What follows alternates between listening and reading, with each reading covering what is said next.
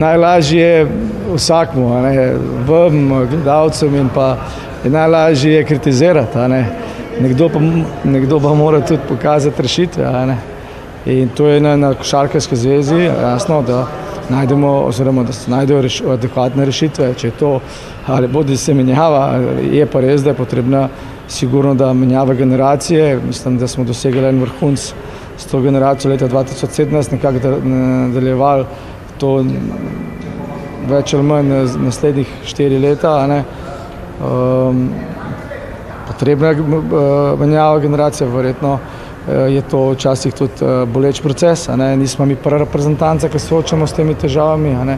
Nimamo na pretek neomejeno število igralcev in zato tudi potem lahko vrnem to vprašanje, kateri igralci pa zdaj igrajo Euroligo ali pa NBA, razen Luke Dončića in Čančarja.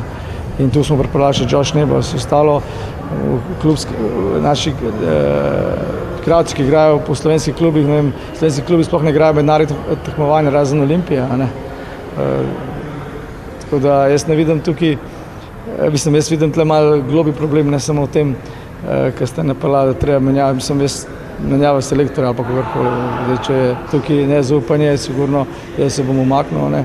Ne gre pa za to, gre za najti skupno rešitev, tisto, kar je najbolj pomembno, da bo slovenska reprezentanca ponovno našla igralce, ki bodo lahko pomagali biti pri samem vrhu. Mi smo precej razvajeni s tem, da smo imeli res vrhunske igralce. Vi morate vedeti, da so igrali za reprezentanco igralci, ki so osvajali NBA prstane, ki so osvajali Eurolige.